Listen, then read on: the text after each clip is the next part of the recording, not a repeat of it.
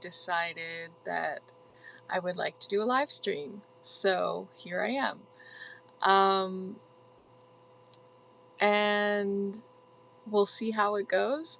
I think I will start off with reading from the Tao.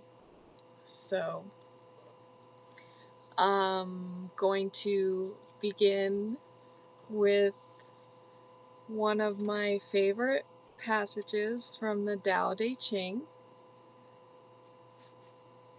And all right. So this is chapter 21. Hi, Lucifer. Thank you for joining. I'm about to read from the Tao Te Ching, chapter 21. The Master keeps her mind always at one with the Tao. That is what gives her her radiance.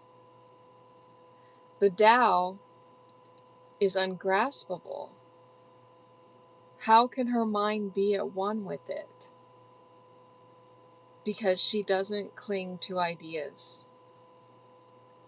The Tao is dark and unfathomable.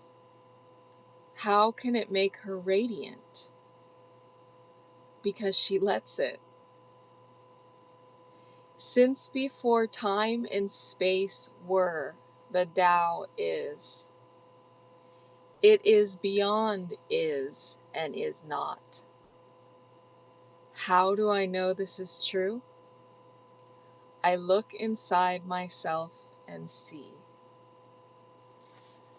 That was from the Tao Te Ching, chapter 21. And I see Alora has joined us. Thank you, Alora, for joining me this late night, early morning, and maybe, I'm not sure where you guys are at. It could be in the middle of the day. I don't know. But thank you for joining. So I don't know if either of you have been on a live stream with me before. And for those who will be watching on the replay, so I tend to kind of play things by ear, and I'm pretty spontaneous, so I kind of have some ideas in my head of what I'm going to do, but a lot of times I will just kind of come up with stuff or ask you guys what you would like to talk about. So we'll see how this goes. I don't know how many people are going to show up because it is in the middle of the night and early morning. But sometimes just having a few people is nice. It has a more intimate feel, and so I don't always think having, hundreds of people show up is necessary for a good live stream. Hi, Robert. Thank you for joining, and I see it's early for you, so you probably woke up recently. I have yet to go to bed. Like I was saying earlier, I am a night owl, and I tend to stay up pretty late some nights. So I think we might talk about some spiritual concepts here in a little bit. If you guys have any opinions on that, you can put that in the comments. I was thinking of, oh, I see Robert's been up all night too, so I'm in good company. I was thinking we could talk about maybe the differences between spirituality, religion, and mysticism, or we could maybe talk about manifestation, creating your own reality, and how much our thoughts play into our reality, or maybe we could talk about awakening and non-duality, ego dissolution, So those are some of my ideas. We'll see what happens. Um, I could also read more from the Tao. I know sometimes people really like that, and I will also read some, at least probably one of my poems, and we'll sit in stillness for a few minutes together, especially for those of you who have maybe want to get some rest and haven't been able to. Sitting in stillness or short meditation can be beneficial for that. So if anybody has any, you know, anything that they would like to talk about or any preferences on what we do, go ahead and put that in the chat and I will keep that in mind. So I think I will go ahead and read one of my most recent poems. I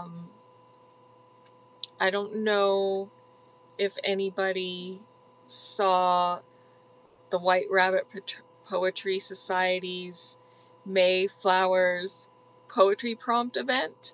So they're having for the month of May where anybody can write a poetry prompt and then anybody can write a poem in response to that. So for that, you should check it out. It's Dory Snow with the White Rabbit Poetry Society. You can write a prompt or you can write a poem to one of the prompts that's been written. So I encourage you all to go over there and look at that.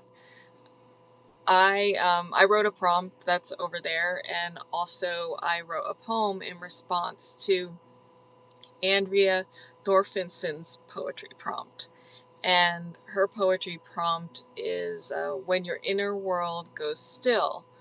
So this next poem is in response to that. And I think after I read the poem, it might be a good time for us to sit in stillness for a few minutes together after I read the poem. And then we'll kind of move on from there. Before I do that, Robert said, what about the belief that we have always been no beginning and no ending? And so after I read this and after we sit in stillness for a few minutes, we'll talk about that.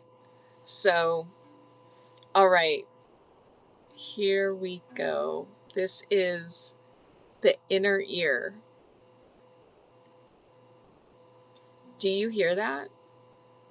The sound from the depths of your spirit, the sound of relief washing over you, the sound of room being created for joy, for love, for peace.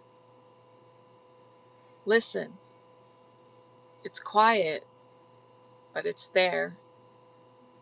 Beneath the noise in your mind, underneath the layers of worry and fear, can you hear it?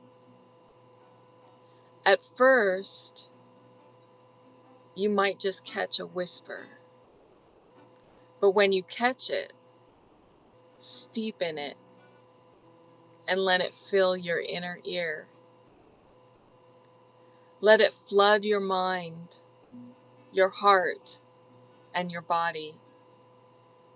It's the sound of rebirth, the sound of restoration, the sound of wholeness. It is there within you, always.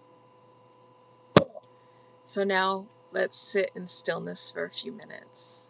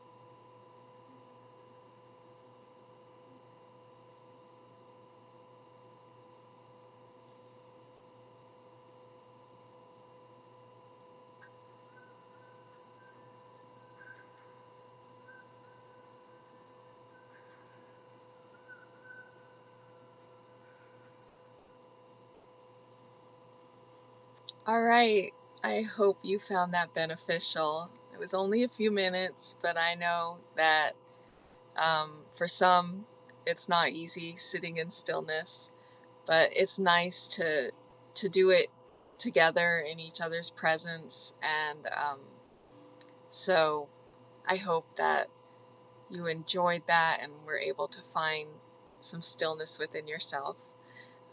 We might do a little more later. We'll see how it goes. And also, if you hear some music, my husband's out there playing the guitar, and so I don't know if that's coming through or not, but you might hear a little bit of music every now and then. Okay, so Robert said, what about the belief that we have always been no beginning and no ending? So, what do you guys think? Um, I can share my thoughts on this.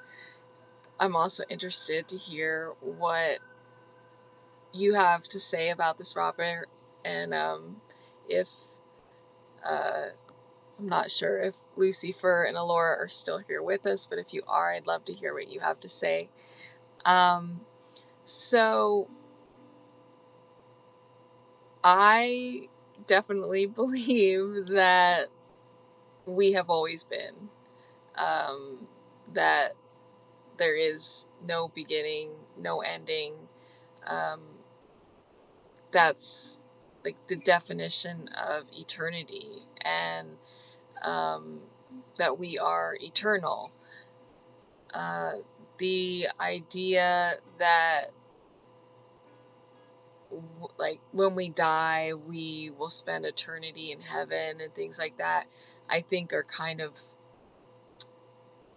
you know, they've come they're ideas that have kind of formed based on the truth. But we always, eternity doesn't start when you die. It's always been, you've always been. And Robert says, just is as is. And so, kind of like what the Tao was saying, the Tao, when I read chapter 21, it said that since before time and space were, the Tao is. It is beyond is and is not. How do I know that this is true? I look inside myself and see. So we are also the Tao. The Tao is within us. We are all connected to the Tao, or consciousness. And like Robert is saying, we are constant consciousness. Um, Time is not linear, and in fact, it really isn't real. It's more like a concept that we've created so that we can grasp what's happening in our world. Without time, everything would just be happening all at once, and we wouldn't really experience this life the way we experience it. It would just be, everything's just happening. And so we have um, created time in a sense so that we can experience things on an individual basis.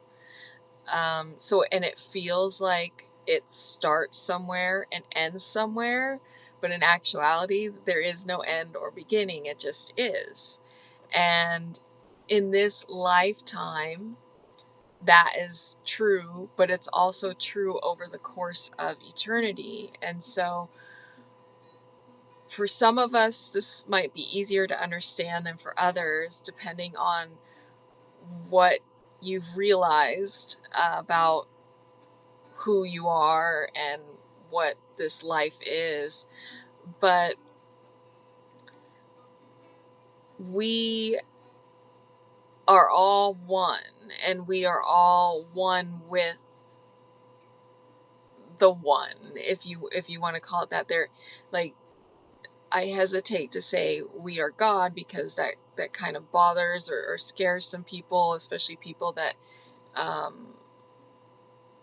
grew up in religion or still embrace religion. They have a fear of of being, heretical, or these different ideas that have been programmed into us about God. Um, Robert says the oversoul. There's many names that we can call it. And thank you for those of you who are just joining us. We are right now talking about how we have always been and always will be. And we're kind of getting into some spiritual, mystical topics here about who we are. And so feel free to comment in the chat and let me know what you think about this. So as Robert was saying, the oversoul, or some call it source, some call it consciousness, some call it God, some call it the Tao, and then we can get kind of nitpicky and talk about how there was nothing, just there was just nothing, and that is really no thing, as in the source of everything is no thing. We say nothing, but it's no thing, it's no name, it's just pure consciousness. And then from that came everything. And so the idea that the Tao, there's another word for no thing, and that was here before everything. It was before is and is not. It's always been. And then from that, something was created. And some would say the creator was created, or God was created, but it wasn't. It we kind of created it together, because we were all there at the beginning. Every single one of us is part of that source of all that is. That's what we are. That's what our essence is. We are in this physical reality that makes us feel like we are separate, and that seems to be the point. To have this experience, we had to feel separate so that we would all have these individual experiences. But at our essence, we are all one. We all go back to the source. We all came from the source.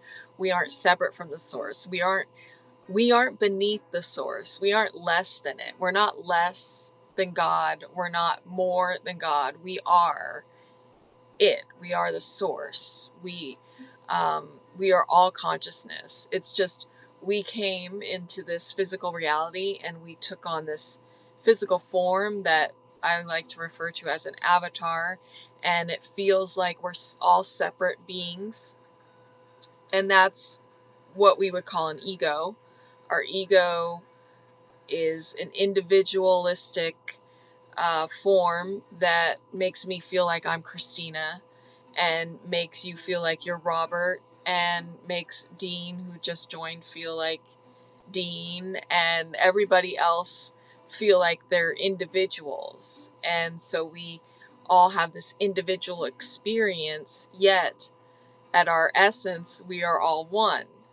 And some of us can have an spiritual or mystical experience through things like meditation, or just sometimes it just happens, where you realize that you are one with everything, and you can.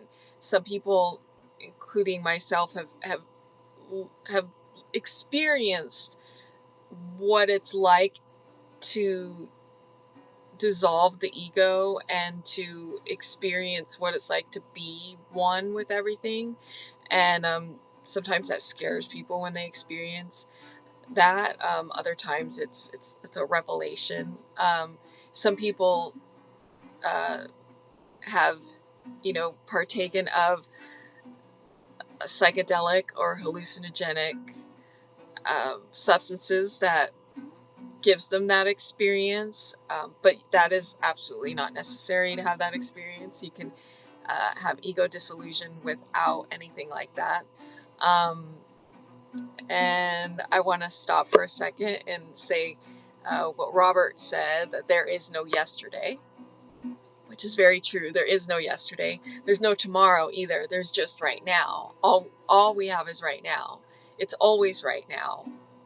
All the time is right now. It When you can stop at any time and ask yourself, what is it? And it'll be right now. The past is just an idea of something that we have right now. Right now, when we think of things that we have experienced, we think of that happening in the past, and then there's these other concepts that we think might happen in the future, but really those things are happening. When they happen, they happen right now. There's only now. That's all there is.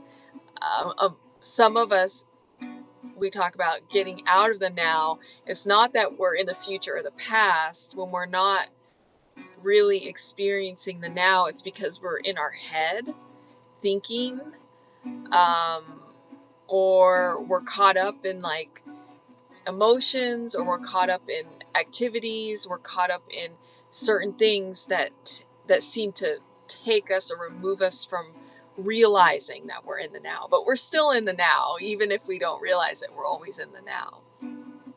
And Dean said, hello, Kristina. I think I may have arrived at an opportune moment, and I hope so.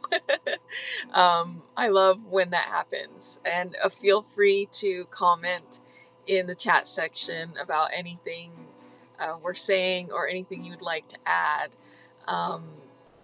Because right now we're talking about time and how we've always been and always will be, and what we are, who we are. And so feel free to comment. My just to let you know, my ideas or my concepts, the majority of them come from spiritual insight that I've received over the years. And then a lot of that spiritual insight I have then found within other things like the Tao or other writings, people like Neville Goddard or the Seth Materials, and of course, just about any spiritual book or sacred text says the same thing in different ways. And so once I started receiving this insight years ago, I then went and started reading more on spiritual ideas and found that I can find these concepts basically anywhere, just said in different ways. Um, I was not somebody who sought out awakening or spiritual um, enlightenment or anything like that. I had never heard of those concepts. I had never heard of ego dissolution. I had never heard of most of the things I talk about now. I had basically been a evangelical Christian and in the ministry for, that was my spiritual tradition. And so when I had a spontaneous spiritual awakening through meditation, which I had just started doing because I was breaking away from my religious tradition, and I found meditation as a way to connect to something spiritual. I had this spiritual awakening where I started to receive insight, and that's where a lot of my ideas come from. Um, but these ideas are everywhere in almost any spiritual tradition that you look into or have been a part of. Robert says, my Tibetan teacher said we are outside looking in and not in looking out. And that's interesting. I think that everything is within us. So like we have this idea, and I may even say this because it's kind of been um, it's something that is kind of easy for us to comprehend, or something that has been kind of programmed into us, that God is all around us, and that we are within God, which that's a good concept. I mean, it's a much better concept than that God is far away, and that, you know, we're here and God is out there somewhere far away from us. And then many of us start to realize this idea that we're not separate from God, and so we start to feel like we're within God. But what I actually think is that everything is within us. So we, even though it seems like there's all this stuff out there, it's actually happening all within us. Everything is happening inside of us. Our entire reality is happening within inside, and then we project it outward, and that's how we experience it. But it's actually all within. Everything is within. There's nothing out there. There's nothing without us. It's all within us. Um, and I know that can be hard to grasp for some people, but uh, and it's okay. You know, we're all at different places. That's just what I've come to realize, is that everything that we experience is actually happening inside of us. So there's nothing outside of you. It's all inside of you. You are the biggest thing there is. It's all happening within you. And your consciousness then projects everything that's happening within you. Your consciousness projects it outward, almost like a movie happening all around you.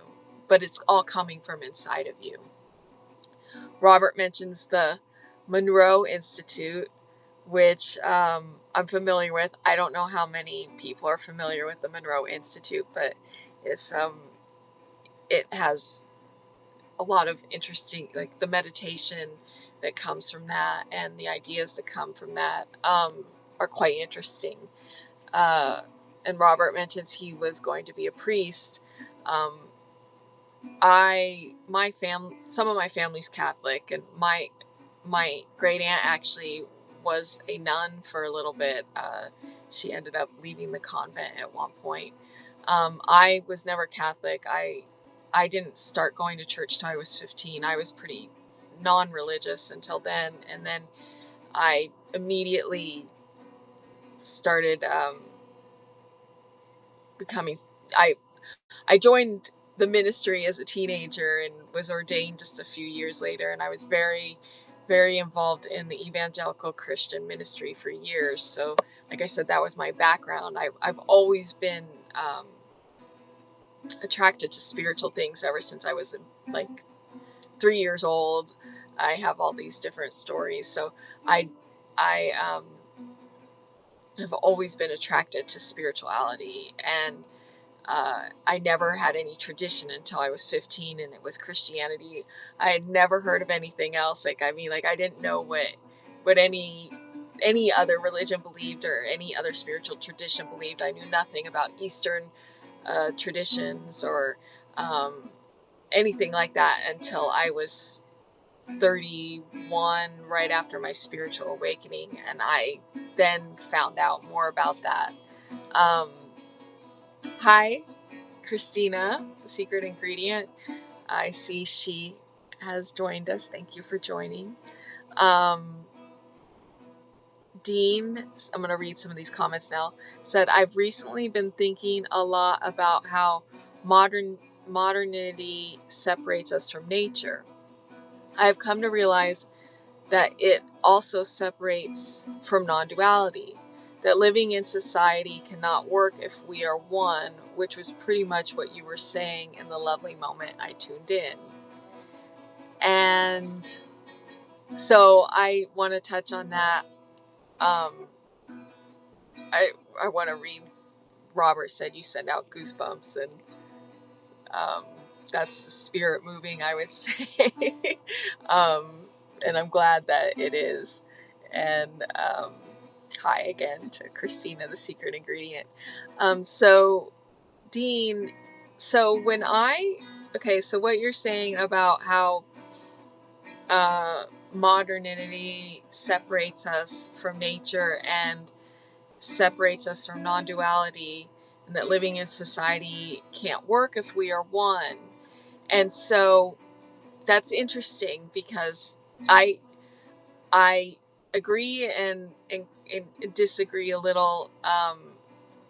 I fully embraced that concept when I first had my spiritual awakening, and in fact, I left society for years. Actually, I kind of pulled out. Um, I, went through the typical, what you'll hear a lot of people talk about, how you lose a lot of things, you lose a lot of people in your life, you have a hard time doing the normal things you used to be able, you used to do. You have a hard time maybe working a normal job. You have a hard time uh, talking about things with people, small talk, or just like what suddenly a lot of things seem trivial, or it's like your whole world just like kind of changes. And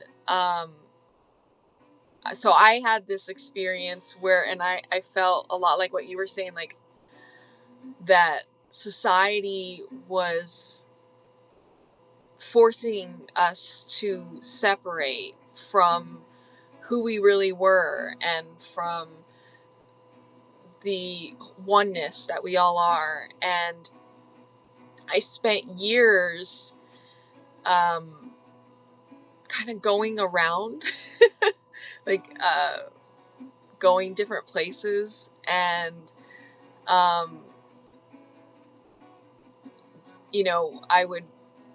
I spent a lot of time with a lot of different people, and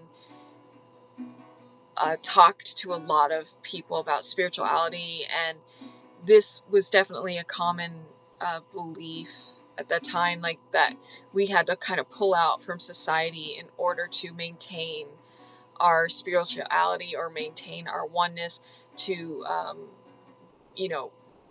just delve into nature and become. Nature has this tendency to remind us who we are and that we're one and that we're not separate, and nature is a beautiful thing. It helped me immensely. It has a way of grounding us right back into the truth of who we are. But recently, in the past couple years, I realized some things, and that I now can be a part of society and this world of of duality, because we live in a dual reality where things are black and white, good and bad, up and down, even though it really isn't. Even though the truth is there is no black and white, good or bad, up and down. It's just one. There's no there's it's there's just one. But we have created this physical reality of dualism, where in order to understand one thing, we understand the other. And I'm not you and you're not me, even though we really are. Even though we're not really separate, in this reality it feels like we are. And I don't know if there's like really a reason, or if it's just kind of we wanted to experience something different than oneness. And so we created this to have this experience, kind of like how, you know, we would play a video game, to have the experience of being somebody else in a different place at a different time. So it's kind of like we made all this up. And for a long time, I thought there was like almost like this, we were supposed to figure out how to remain here and not get caught back up in the the duality of this world, not to always, you know, remain free from our ego, to never get caught up in, as Robert says, Maya or illusions, um, to never get caught up in that again, to always like remain in this constant knowledge of I am that I am. And I've realized recently that the ego actually isn't a bad thing. The ego is not here to, you know, hurt us, destroy us, possess us, you know, all these different ideas. The ego is simply this container and this idea of an individual that allows me and you and everyone else to experience this. Without that, we couldn't experience this. We would just be one in the spirit. There would be no physicality. There would be no, you know, there would be no sun. There would be no, you know, there would be no plants. There would be no you, me. There would be no bed. There would just be, it would just be spirit. There would be no physicality. And to a lot of us at first, especially when we awaken, it feels like this is almost like bad, like, and we want to get away from it, and it feels like heavy. But after a while, you start to realize it's not. It's actually a pleasure, and that we're here to create and experience. And this ego, this skin, as Robert said, gives us that ability to have this experience. So it's okay to embrace your ego, as long as you know that it's your ego, as long as you know, like, I know that Kristina isn't who I really am. I'm not really Kristina. I am really the source of all that is. But I created Kristina, and I am now experiencing this life through her. And I am is also experiencing this life through you and everyone else. And so I am, or the source of everything, is getting to have all these different experiences. And the more we realize this, and the more we empower ourselves and take back our agency, we realize we have more power in this physical reality than we thought. And so we can create lovely, beautiful experiences. And we don't have to keep recreating pain and suffering. We can have a wonderful experience, and we can even change our perspective sometimes about things that we think aren't great, and realize that they're not. They're actually, some of those things were actually wonderful too. But we also can acknowledge that we have experienced pain and suffering, but we created that pain and suffering internally and manifested it outward because of our programming. Because before we knew any better, we were programmed, and and either in another life or as children, however you want to look at it, we were programmed to think certain ways, and subconsciously that programming was running. And so inside of us, we had all this, a lot of us had a lot of pain and suffering that was programmed into us, which is why we've been experiencing pain and suffering. But we have the ability to reprogram, and we can embrace lovely, beautiful, positive things within us. And when you change what's happening inside of you, since everything is within you, you can then externalize those things. So Dean said, I love the saying that one became many for the joy of being witnessed from infinite perspectives. And so some people don't have a hard time seeing this, and because of the pain, suffering, or trauma, they're fractured. They're they're not really fractured. They're whole. We're all whole, but we're still, some of us are still experiencing our life as if we're fractured and going through the healing process. But eventually you'll realize you're whole. You never actually were fractured. It was just an illusion. It was just something that was created, and it was an experience, but in reality you've always been whole. And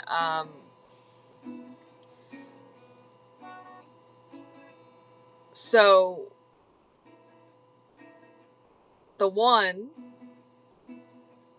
decided, or I don't know if it was like a concrete decision or just something that came up out of its essence, but the one became many. The one became everything that is. The one um, created everything that is, and then became everything that is to experience everything that is. And that is who we are. We're part of that. I am one of the many that was created. And it can get hard to articulate. Language can only point to these things, but at our essence, um, you can feel it. Robert said, "Wasn't one always many?" Well, in a sense, but because the one was everything that is has come from the one. And since there's no time, you could say that the one was always many. But there's kind of this idea that at one point, and again, it doesn't totally make sense because um, time is just a construct, but the idea that there was no thing. So at some point there was no thing, and then there was everything.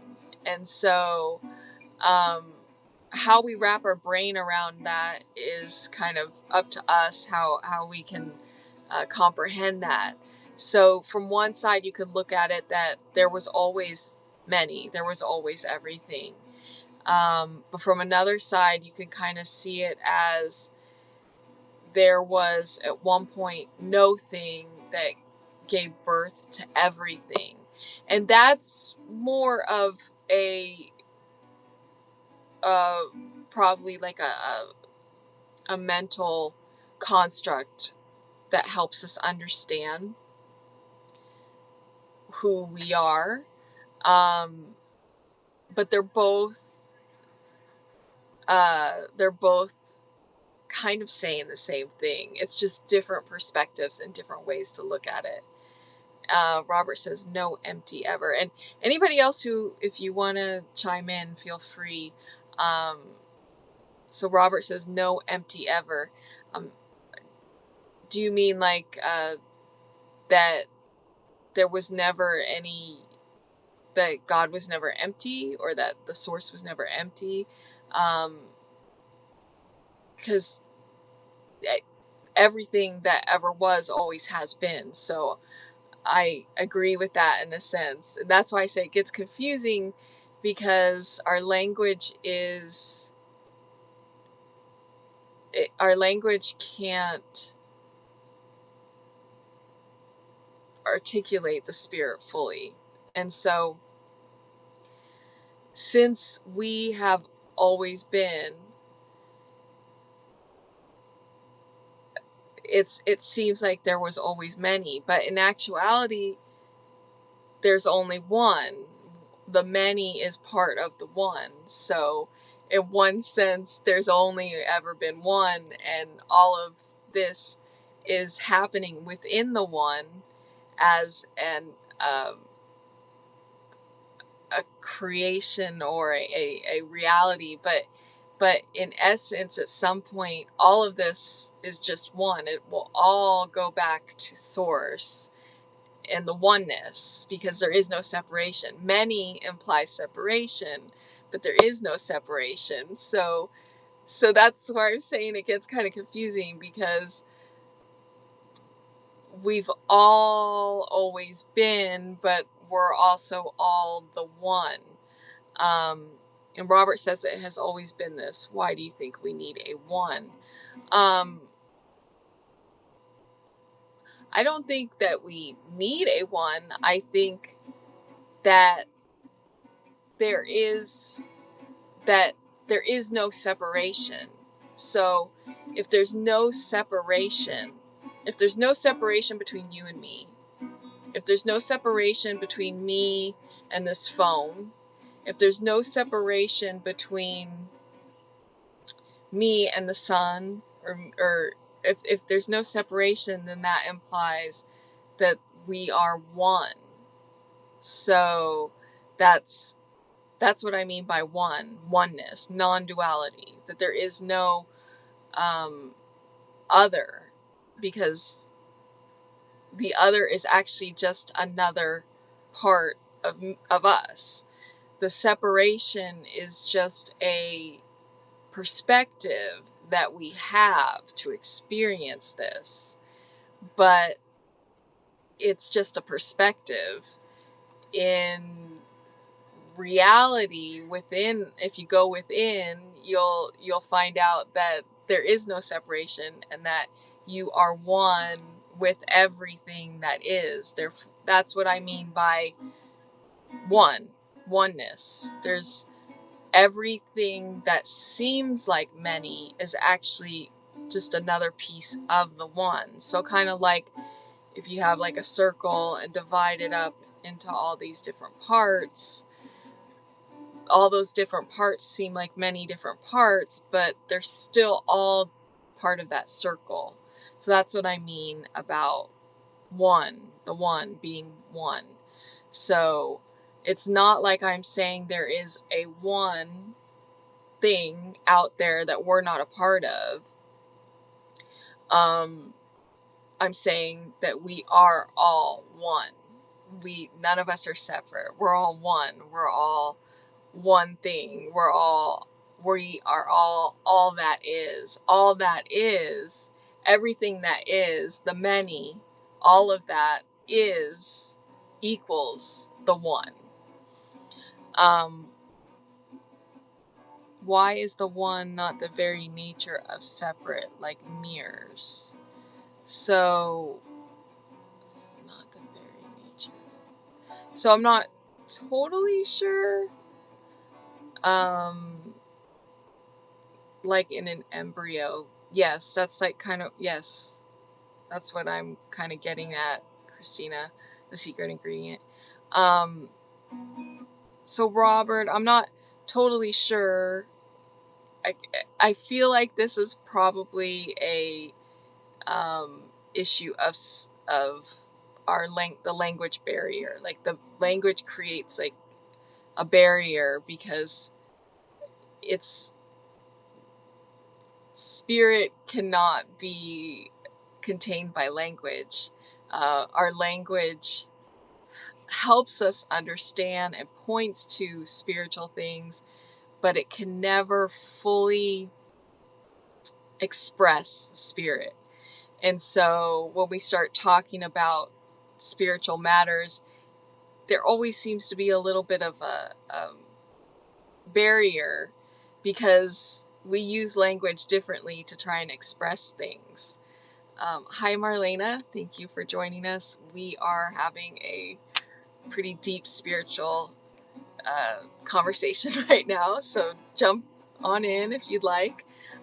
We're talking about oneness and who we really are, and and yeah, I'm still awake. I haven't gone to sleep yet. I was meditating and decided I wanted to do a live stream, so here I am. So Robert, you said you are right. So I'm not sure if what I explained, if that made more sense on what I meant. Um, Dean says, "Yeah, haha, yes, we are having a fairly deep spiritual conversation," and I'm glad you're happy to be here, Marlena. And Robert, I'm glad I'm kind of clearing up what I meant. Um,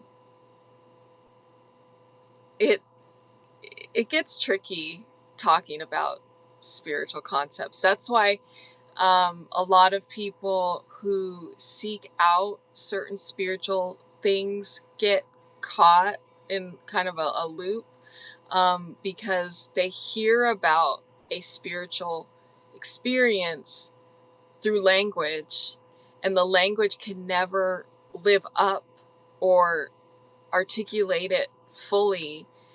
And so they're chasing after this thing that they're understanding through language in their mind, when the spiritual experience isn't understood through language in the mind, it's understood through our spirit. And so that's why we can only point to these things. Hi, Manga Emotion Lab. Thank you for joining. We're having a spiritual conversation right now. Feel free to jump on in. So our language is, we'll never be able to explain the spirit fully. But we try our best so that we can understand each other and kind of point to things and help each other.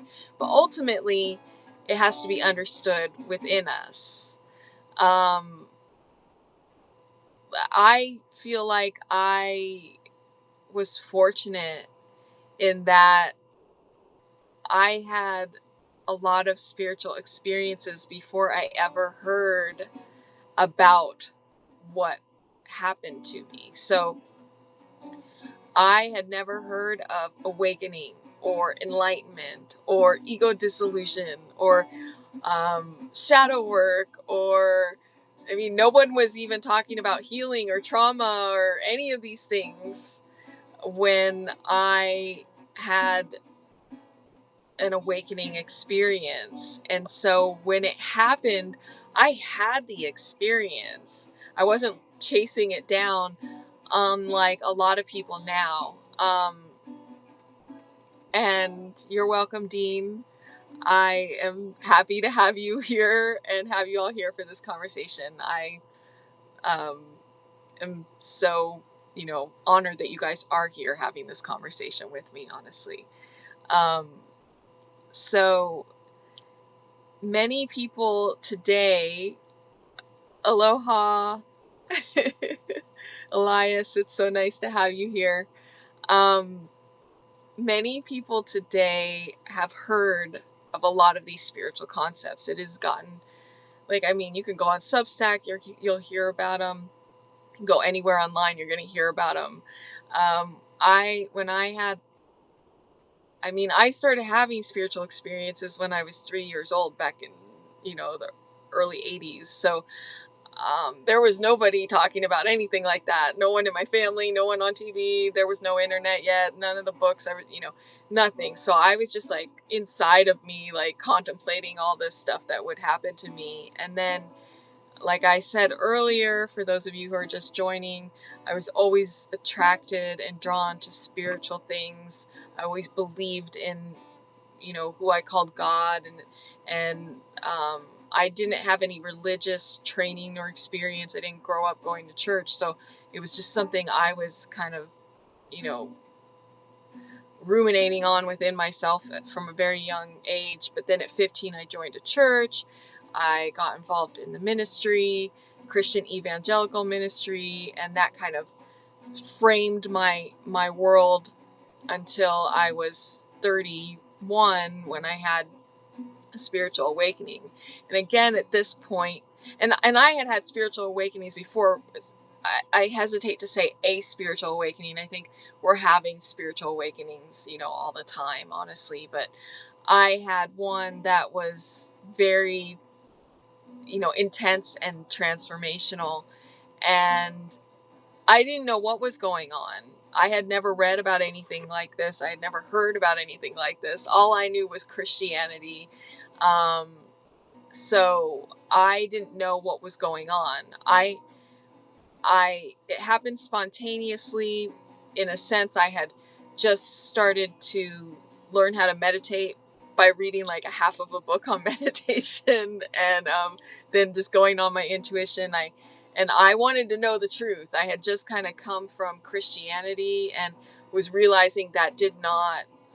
I started getting real with myself and realized I didn't really believe a lot of that stuff, and I was really getting upset with like the hate towards the LGBTQ community.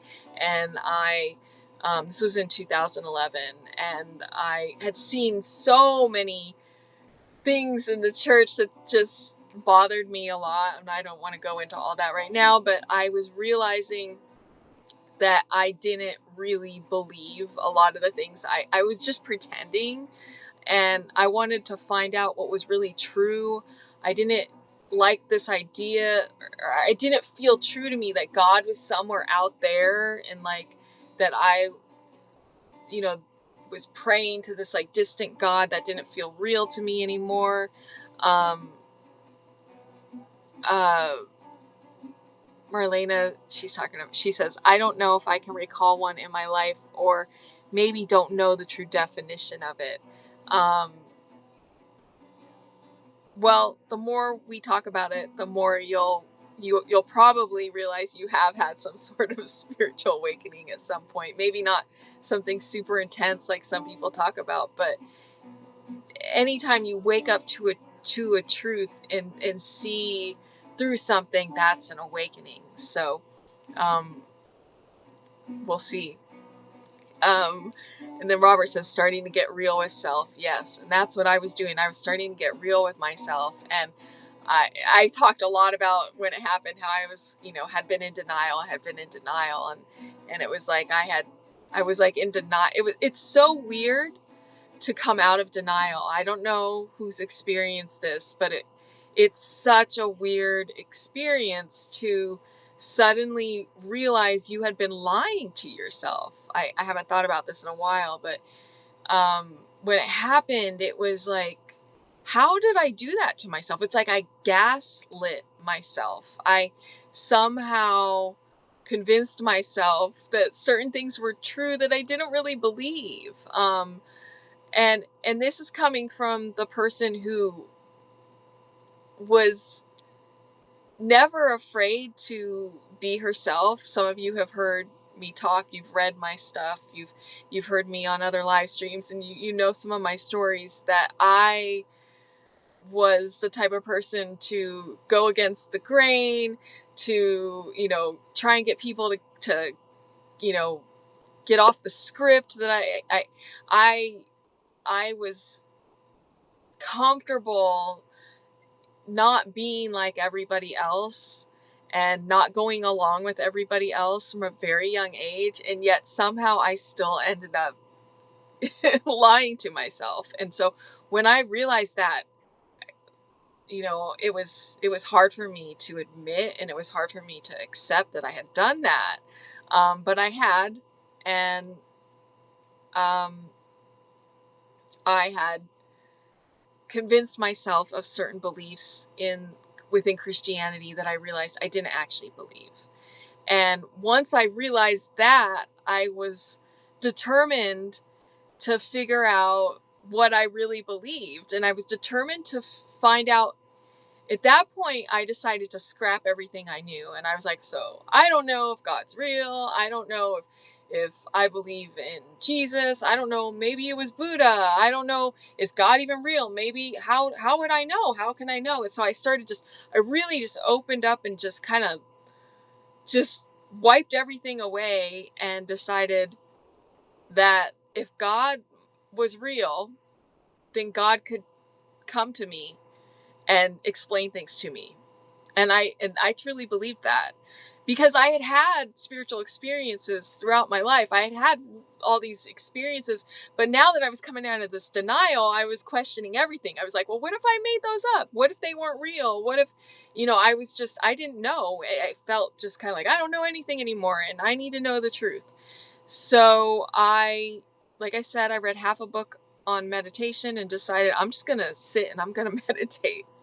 And so I just sat and meditated for like a few days. Like I just like really didn't do anything else. I just um sat on my floor and basically meditated. And I was doing things like I wanted to know if God was real, and I wanted to know who I really was. That's what I was my big things I was asking.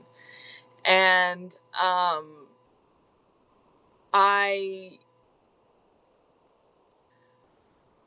I kept asking that over and over. I was even like, I, I call myself the playful mystic, so I was kind of playful with it. I remember I was sitting there and I was saying, Ollie, Ollie, oxen free, come out, wherever you are, as I was trying to call my true self forth. And again, this was all based on just me and my ideas. Um, I wasn't trying to like make anything happen that I had ever heard of. I had never, I mean, everybody I knew was either a Christian or non-religious. So it wasn't like I had heard about anything like what I was doing. I just was intuitively wanting to know the answers. And I had always believed God was real, and I believed God was powerful enough to talk to me. I mean, I had experienced God talking to me before as a Christian, and before I went to church. Like I had had all these experiences. Again, I wasn't sure how real they were at this point, because I was kind of tripping out going, what's real? But at the same time, I still believed, if what I believed was true about God, if God was all powerful, then God could talk to me. And so I sat on my floor and waited on God to talk to me. And through the course of those days, I started having these experiences where I started waking up to truths, to things that I hadn't seen before. And I started realizing things that I had never heard anywhere else. But it was almost like when I would realize them, it was like, oh, okay. It felt like almost like I had always kind of been suspicious of it. This is why our mind is so crazy. It's like you don't admit these things like for years and years and years, and then when you finally admit it, or when you finally start really seeing it, you're like, you know what? I kind of knew this all along. And that's what it felt like. It felt like, you know, I kind of always suspected. Um, but it really wasn't until that moment that it all just kind of like came together for me. So here I want to pause on this and kind of read some of these comments here. Um, Robert said, gaslit myself. Brilliant. Dean says, uncovering my denials happens regularly in my experience. And so, yeah, that went on for a while for me, like a few years at least, where I would recognize things I was in denial to. Marlena said, powerful, Dean. And Marlena says, well, I grew up Catholic, and teenage me was like, this is all bullshit, and became an atheist. Until I sat down with a medium in my late 20s for the first time in my life and started learning about spirituality. And that feels more aligned to me.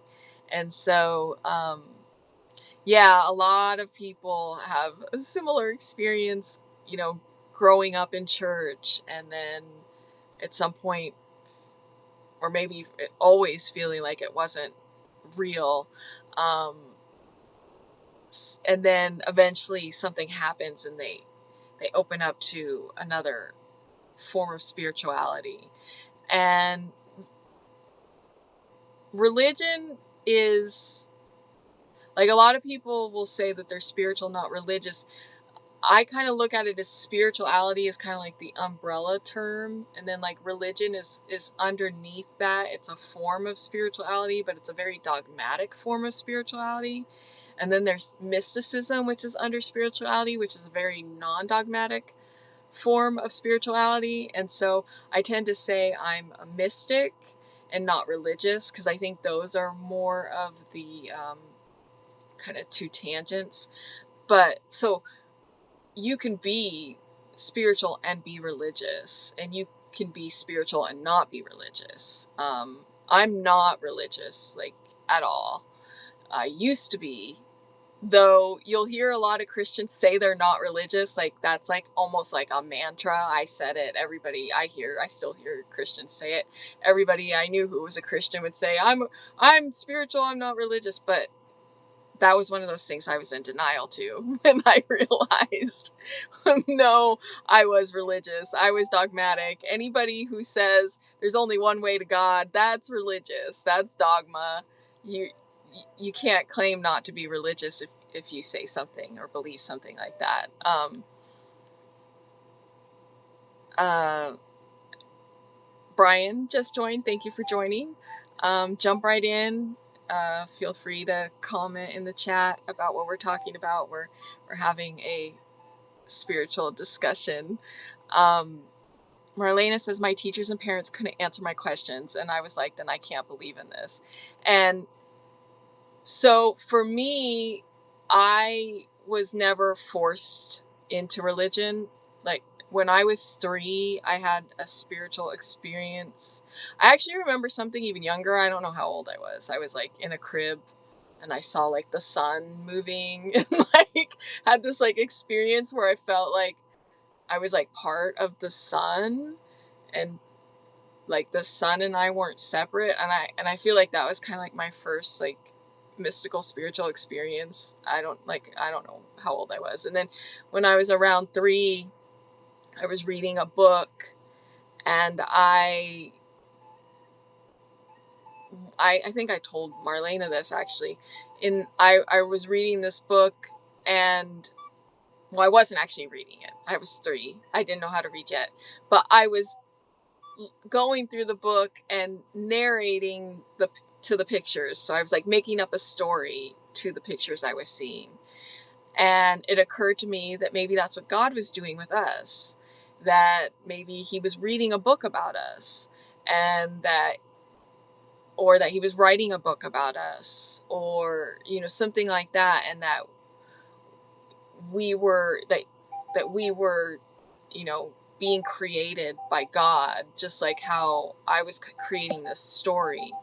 And that really got me turning at 3 about like who God was, what God was. And from that point on, I wanted to know about God, and I would like ask my parents about God, and I wanted to pray. I made them teach me the Lord's Prayer. My mom was Catholic. We didn't go to church or anything, but my dad grew up going to church. My mom, they came from, church backgrounds, so they could talk to me about God, and they taught me how to pray. And I started saying, Our Father, and now I lay me down to sleep every night before I went to bed. And my silent prayers, which were, like real prayers, I guess you could say. I don't know. They were like, just my real expressions to God. And I just always was talking to God inside myself from a very, very young age. And around junior high age, I started trying to go to church and stuff. And uh, I went every so often. And then by the time I was 15, I joined and became a part of the ministry, and it became this huge part of my life. Um, that happened partially in rebellion to my family, who was non, churchgoers, and it was like kind of a way for me to like become independent and kind of have my thing. But I also wanted, like, I felt very spiritual, and I wanted to express that. And all I knew how, the church and Christianity was the only way I knew how to do that. Like, I had never seen or heard of any other thing. Like, it was like, in my little small world, if you were spiritual, then you were a Christian and you went to church. And so that was why I did that. Um, and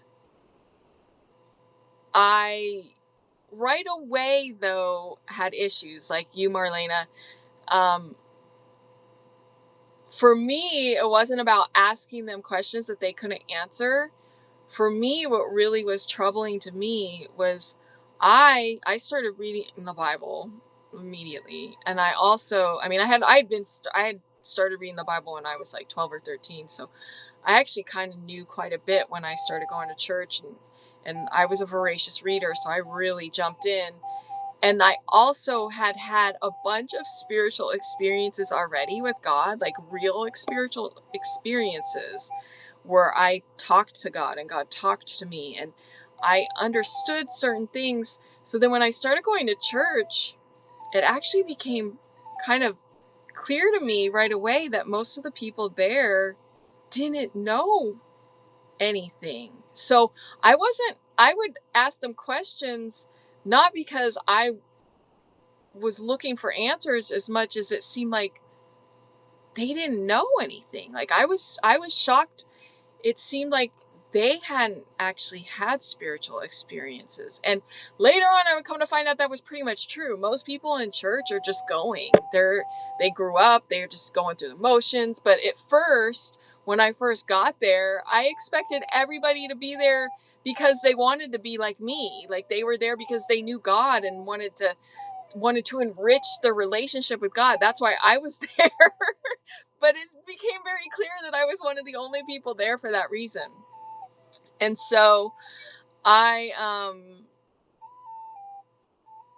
I'm not ignoring. I see what you said, Marlena. Yeah, I so yes, I remember that story. Still amazed you have these memories of young self. And I think I talked about my dollhouse theory. Yes, I remember your dollhouse theory. And Christopher Michael, thank you for joining. Um, and Robert says, like, the movie called The Body Snatchers. I've never seen The Body Snatchers, but I'm not sure if I'll make the right parallel if I talk about that. But so I know I've kind of gone off on a couple tangents here. I was talking about going to church just recently. Um, Not going to church recently. I just now was talking about when I was going to church when I was a teenager, and realizing that most of them were not there for the same reasons I was. They were there just, and I appreciate all the love, by the way. I really appreciate all the love. Um, but uh, I was there to enrich my relationship with God. Most of them, I don't know why. I mean, now I guess I know why, but at the time I didn't understand what they were doing there. Even like the pastors and the leaders, it just seemed like they were there.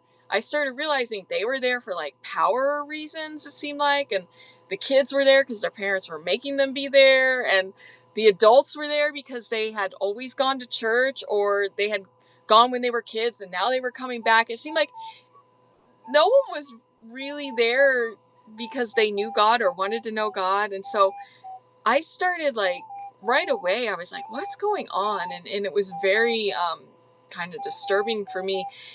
Uh, and immediately I honestly, from the get-go, was having conflicts with church. people. Even though I got involved in the ministry right away, I was always very like outspoken about what I believed, and I had a way of people would gravitate towards me when I would like get in the spirit, and that bothered a lot of the leaders, because there's this whole like power structure that you're supposed to follow, and you're supposed to submit to your leaders, and you're supposed to, and I couldn't do that because they didn't know what they were talking about, and they wanted me to just, you know, Paul Parrot everything they were saying. Like I was supposed to hate LGBTQ people, and I was supposed to try and convert people who were of other religions, and like I was never okay with any of that. I was never okay with you know, I never really felt like we knew that our truth was the truth, even though I was supposed to. And so I'm not going to go into all that detail about what happened in my church history because it's long and it's entertaining, but I want to go back to the spiritual awakening. And so when I was 31, I had a spiritual awakening, intense one, when I was, and if you can hear that, that's my husband playing the recorder now, I think, or a flute or something. And so that's what's going on out there. And Marlena says, never understood why religions wanted everyone to be the same. I know. It's like we're all supposed to believe the same way, be the same way, act the same way. And every religion thinks their way is the right way. And to me, it's just so ridiculous. We're all different. There's all these different paths. We can choose what path we want to take. We can change it up whenever we want. There's the whole, you know, there's a whole buffet of spiritual experiences to choose from, and I think it's silly that we're all supposed to like, this way is the right way and all the other ways are wrong. It's ridiculous. That's one of the things I really realized when I had the spiritual awakening, was that we all have to come to our own beliefs. I realized that I had indoctrinated myself, to, and that most people are indoctrinated or indoctrinate themselves into like, and that's where the denial comes from, because it's like you like force yourself to try and believe something that you don't inherently believe. And then there's also, our beliefs can change. Beliefs are not like what I read in the Tao a little while ago. I'll read that part again. It says, the master keeps her mind always at one with the Tao, and that is what gives her her radiance. The Tao is ungraspable. How can her mind be at one with it? Because she doesn't cling to ideas. And so, and I read this after my spiritual awakening, and I was just like, wow, because it made so much sense to me after what I had experienced. And beliefs are ideas that we cling to. But if we don't cling to ideas, then what we believe today can change every day. Like, I mean, even though there's no time, like we already said, it feels like it. And so what I thought at one point, I don't necessarily think right now, and I may not think that later. I am constantly evolving, and some of us want to keep our ego intact, even, you know, our spiritual ego that forms, we want to keep that one intact as well. And when we like let go of it and just realize it's just there, and we don't have to cling to it, we don't have to cling to these ideas, we're free to constantly allow the spirit to give us new insight and new understanding, moment to moment to moment, which is how I live. Robert said, are you free now? And do you mean like, am I free? Like, am I not bound within? Am I free in the spirit? Is that what you mean? And if that is what you mean, I would say yes. It took me a while. I mean, even after my spiritual awakening, it was uh, years of insight, and then misunderstanding, and then getting, caught back up in my ego, and then I created the spiritual ego that I then got caught up in. And it wasn't like I had a spiritual awakening and then I was like, whew, completely free. I sure felt free though. When I had my spiritual awakening, I thought I was free because I was so much freer than I had been.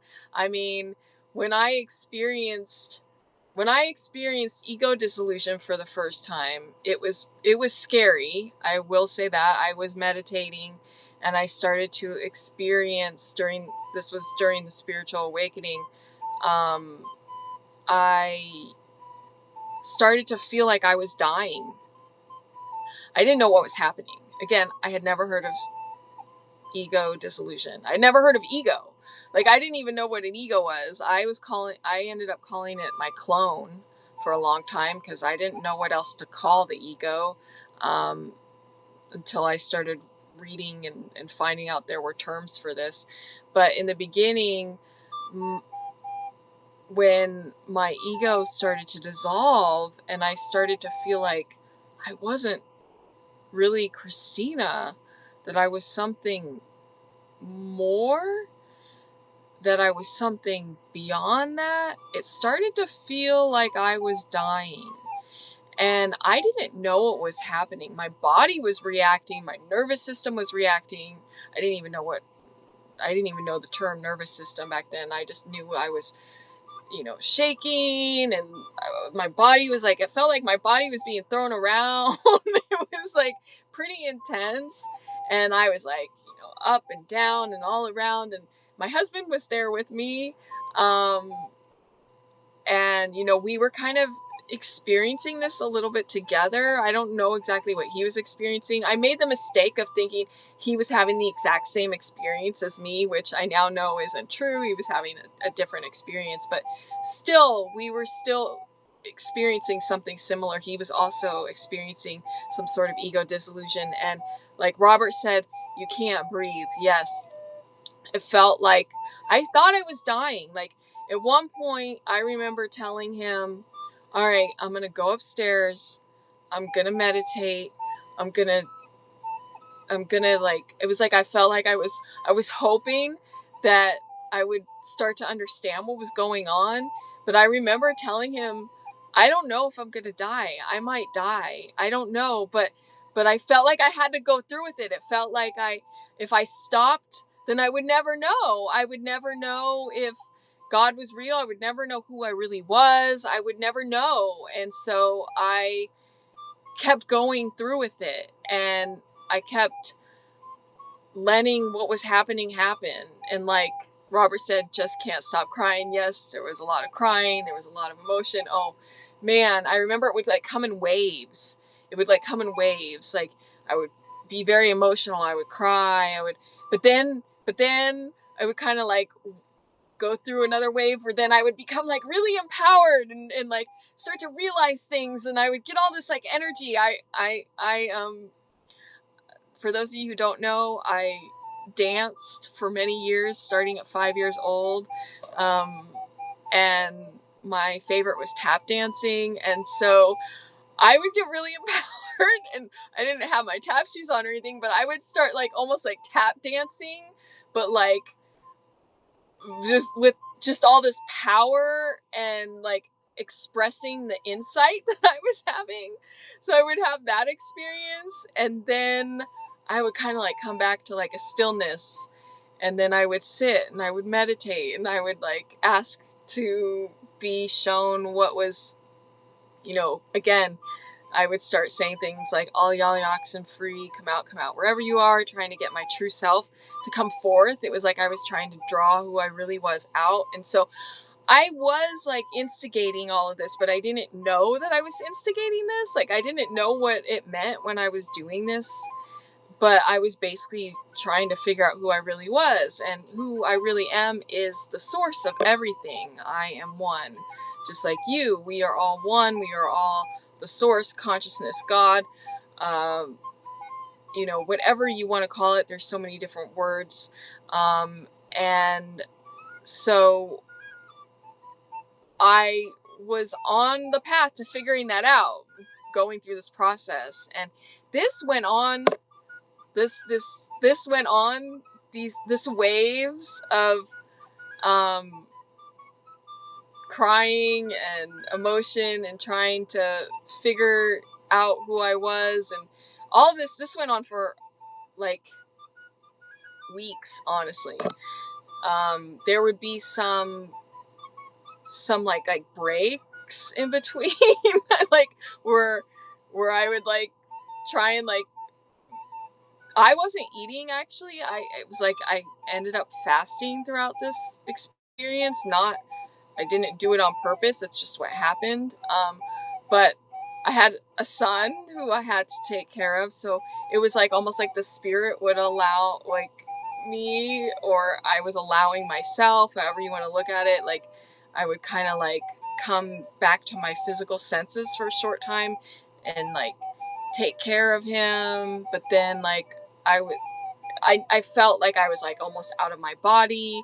I was not I wasn't totally connected to it. There was I was, I guess you could say, having some sort of like out of body experiences, and like I know now at the time like my chakras were opening up, like all this stuff was going on, but I didn't know any of those terms yet. But I was having all these, energies rising and falling within me, and so this happened over the course of weeks, and then there was like this day when it like almost like broke, and I started having both my husband and I started having like this wonderful realizations, I guess you could say, and a lot of like positive emotions started coming, and it was like um it was almost like we had come out the other side of that really intense experience, and that's when I really started to understand oneness, because I had undergone this like non-dual experience of no ego, and I had felt one with everything, and like comprehended within me that I was God and one with everything. I still didn't fully understand, don't get me wrong, but I had had this experience that felt like I was God, and that everything was God, and that we were all God. And I didn't know any other terms like source or any of those things. All I knew was God, so that's how I related to it at the time. And um but the spiritual awakening would just continue, as in I kind of lived in a state of non-duality for years, with short breaks in between where I would like feel grounded in this reality again. And during that time I had a lot of insight, but I was not grounded. Like I didn't know that at the time. I was very content to just like stay ungrounded at the time. It felt very it felt good, I guess. I mean, I was getting all this insight, but at the same time, it was making it hard. Like as we talked about earlier, it was making it hard to like live in this society and in this world. And so eventually, I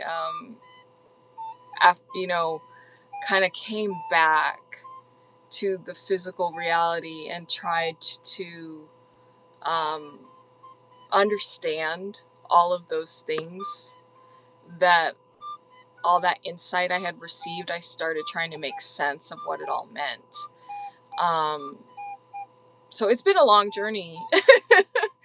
And that was still years ago. And then I would have my ups and downs where things, you know, I don't think I can go into everything right now. But I was answering an original question about, or I don't know if I was answering a question, but I was commenting on a comment about having to kind of like be separate from society in order to be connected and to ourselves and to like really be one. It's hard to be one within society, and so I had that experience, and yes, it was, but then eventually over years of making sense of the insight I had received, and then kind of like getting replugged back into society for a while, and then like kind of going through another like experience where I lost myself for a little bit again, and then had another spiritual awakening that wasn't quite as intense as the one I was just describing, but that one uh, helped me realize that I had to be grounded, and that the spirit, what I was receiving from the spirit, needed to be grounded into this physical reality. And I started to understand that my ego wasn't like an enemy or anything I needed to get rid of, but it was just the container that I'm in, and it's what allows me to navigate in this physical reality. And so, and that this physical reality isn't a bad thing. There's all these like wonderful things that we're here to experience. And so my whole outlook has kind of changed from my first spiritual awakening, when I kind of felt like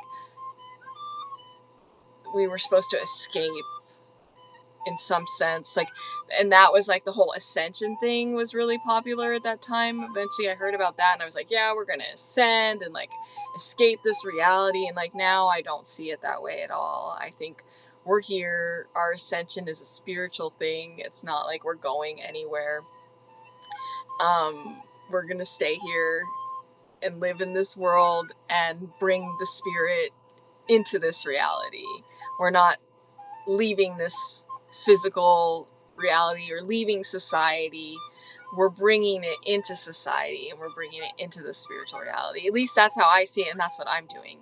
Some people are not there. Some people are on a different path. Some people are, you know, like I certainly wasn't there for a long time. And so, not putting that on anybody, that's just where I'm at right now. That's, you know, so that's part of my story. Here, I'm gonna back up and thank you, Cameron and Wilmenda, for joining. Marlena says, well, good morning, all beautiful humans here. I've enjoyed this conversation, but it's time to get out of bed and start my day. Hope you all have an amazing Saturday. And thank you, Kristina, for hosting this conversation. Always enjoy your perspectives. Thank you, Marlena. You might already be gone now, but thank you for being here with us. And Robert says, mine was at 18. This is extremely emotional for me. You have arrived. So, so you have experienced something similar, it sounds like, to what I was describing. And yeah, it is me talking about this. I haven't talked about this in a long time. And so I'm feeling all sorts of things, remembering this experience and what it, how much it changed my life, how completely different my perspective is on life, and and the beauty of it for me is that it's not ending. Like in Christianity, it always felt like this is it. This is it. Like it always felt like or is this all there is? Like, felt like I always knew there was more, but there were all these limitations making it feel like I couldn't go anymore, like I wasn't allowed to, or I wasn't supposed to, or it was forbidden, or there's all these different things. And now I don't have any of that anymore. Now I can sit down and I can meditate and I can go inside myself and I can experience myself, my spirit. I can experience all that is, and I can hear what's happening in the spirit. I can hear new insights. I can update and understand more and new things. And it just keeps getting better. I know a lot of people's spiritual experience, and a lot of people have ideas that like we're in a simulation and that we're being controlled, and I agree we're in a simulation, but it's one that we created for ourselves and we're the ones controlling it, and there's nothing outside of us, you know, doing bad things to us. That's just all in our mind. It's all something that we believe, and so if it's happening, it's because we're creating that happening, and we don't have to keep going with that. We can realize who we are, that we have the power to be free, and that there is nothing, you know, lording itself over us. There's nothing keeping us down. There's nothing out there that's trying to hurt us.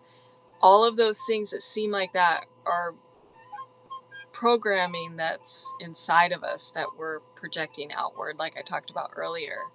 So once I really began to realize that, I mean, talk about freedom. When you start to realize there is nothing holding you back, there is nothing keeping you from rising to your fullest potential, there's nothing keeping you from having your best life. I mean,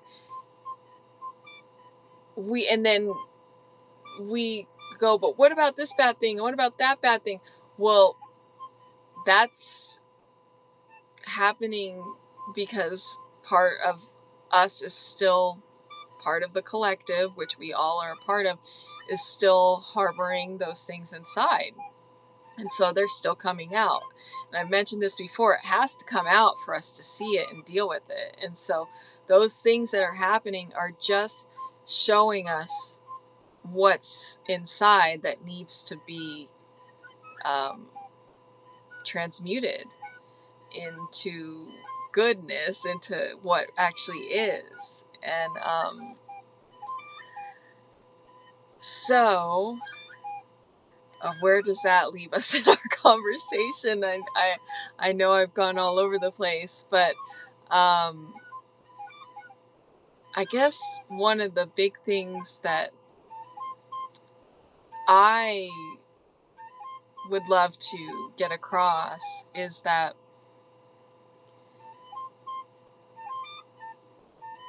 yes, bad things have happened, and yes, trauma has happened, but that was created. It's not the law. It's not because it has to or had to. It's all because we carry those ideas inside of us. We carry those thoughts inside of us. We carry those beliefs inside of us. The reason why bad things happen is because you still believe, we still believe, the collective still believes that bad things will happen. The reason why there's war is because a part of us still believes that there has to be. The more you go inside yourself and the more you get in touch with the spirit, you'll start to see that doesn't have to be that way. And in your world and in your reality, you'll start projecting out goodness, kindness, love, peace. And then your reality will start changing. And eventually, because we're all the collective, eventually it'll change on the collective scale, because we're all one, and it's going to eventually ripple out. And I know it's hard for some of us to comprehend that certain people, because we see them act out in certain ways, and it's hard for our mind to think, no, they could never have, be good. They could never be harbor peace in their hearts. But I promise you that everyone will at some point. If you believe it, if you carry that within you, eventually it will. And Robert says, as a therapist, you speak it into existence. You guru, you. So we do. We speak things into existence. We think things into existence. Your world, and this again is hard for a lot of people, because we immediately want to start saying, so it's my fault, so it's my fault, so it's my fault. And this is not about being your fault. This is not about blaming you. We were all programmed. Our subconscious controls everything at first, not our consciousness. Our subconscious, the programming. That's what made your life the way your life is. So it's not about blaming. It's not your fault that things happened. But it did come from you. You were programmed to think certain ways, and you projected that outward. And that is what made your life. And again, I know that not everybody wants to hear that. I'm not trying to make anybody take responsibility for things that happened to them, that they didn't want to happen to them. I'm not saying you chose that. That's what everybody jumps to. Everybody says, I would have never chosen that. Of course you wouldn't have chosen that. I didn't choose for bad things to happen to me. But I carried a belief that bad things could happen to me. I didn't believe that bad things couldn't happen to me. I didn't go around thinking that. Certainly not. No, I was programmed to think that life was random, and any bad thing could happen to anybody at any time. So my life allowed for that, and so did yours. But so it's not your fault. It's not, you're not to blame for what, especially your childhood. You're not to blame for that. You were programmed. Your subconscious was programmed. But when you wake up and become aware of who you really are, you then can start taking the power back. You have agency.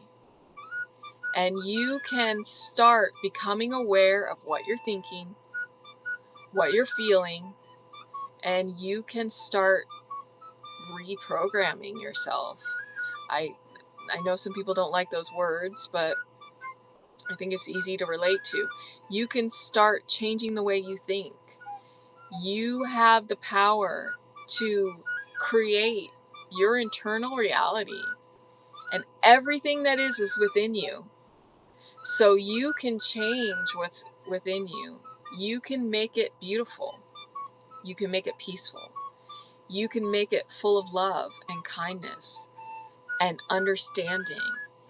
And that's what will eventually project out of you. And that's what your external reality will start to reflect.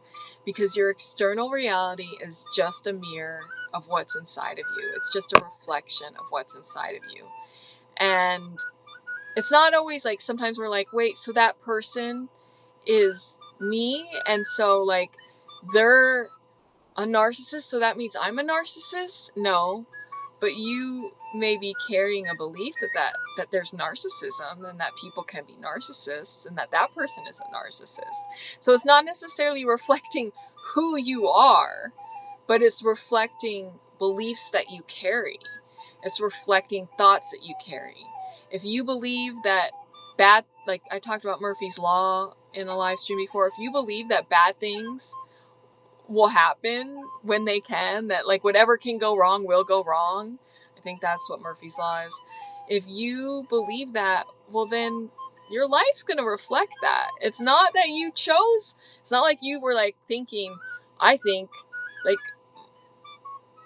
like if somebody steals from you, it's not like you're necessarily thinking somebody's going to steal from me, but you think that it can happen. You carry a belief that if something can go wrong, it will, that bad things happen to good people. All of these beliefs, all of these beliefs that we carry inside of us, they make our reality.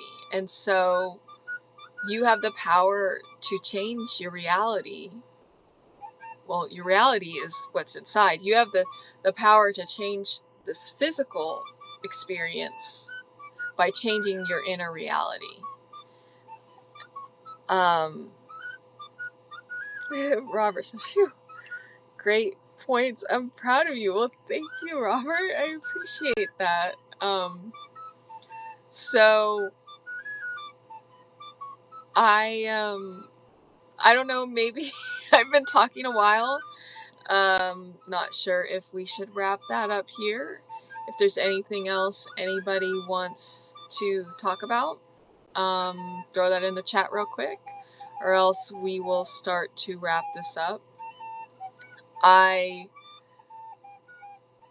just so appreciate everybody who's been here. I really enjoy these small, intimate live streams where I can talk with you guys and there's not so much going on in the chat that I miss it, so I can actually have a conversation with you. I love this. I love going into spiritual depths and discussing these things, and I am always available on Substack. If you ever have anything that you want to bring up, you can bring it up in my comments or shoot me a DM. And I just thank you all. I love you all for being here. I appreciate every one of you. And before we go, I would love it. I don't know who's all still here because it doesn't show me when people leave. But I would love it if we could spend a few minutes in stillness together again. Again, I'm not sure if you're hearing my husband playing music back there, so hopefully if you are, that's not going to that's not going to hinder you from finding stillness. So let's just take a few minutes. And the first time I didn't really give any explanation, but for those of you who are still here, you can just take some deep breaths. You can focus on your breath. You can say an affirmation silently to yourself or out loud. You can do whatever you want. You're in your own place doing what, if you want to say something out loud, if you want to just listen with your inner ear. Like I know a lot of you weren't here when I read my poem earlier, but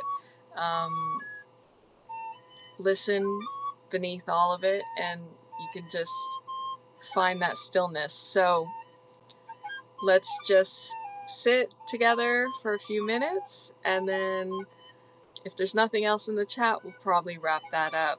So, all right, take a deep breath, let it all go.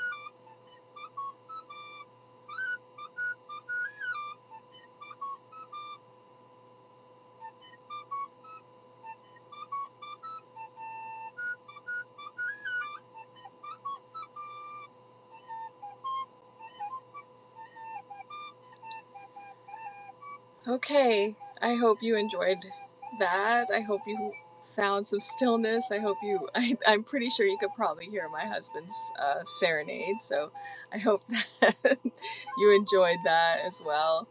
Um, so, thank you everyone for being here, and I just want to reaffirm and remind you that you have power, that you have agency, that you you may, like, the idea of free will. If we have free will, do we have free will? You do have free will inside of you. You can freely decide what you want to think.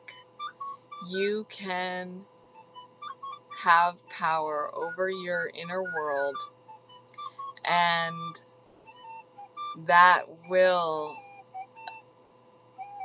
project and reflect into your outer world. So you may feel like you don't have a lot of control in your outer world, and that may be true, but you have a lot of agency in your inner world, and that's where the power actually is. That's where it really matters. So spend time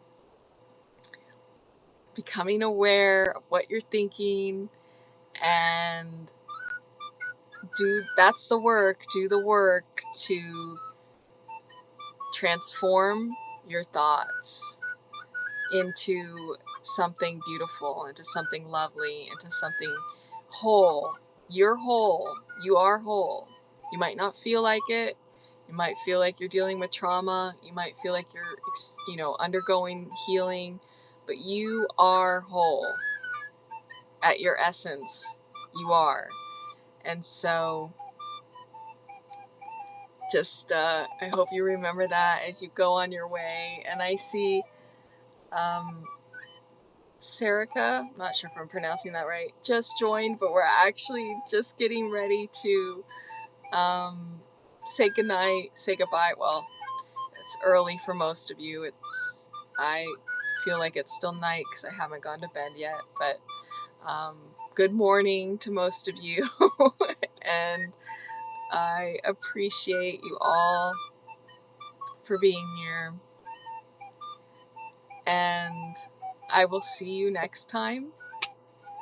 If you have any questions or comments, if you have any ideas for what you want me to talk about in the future, or just if you just want to talk about what we talked about tonight, reach out to me anytime. And I appreciate the love, and I love you all. Have a wonderful Saturday. Have a wonderful morning. I hope you have a absolutely beautiful day, and I will see you next time.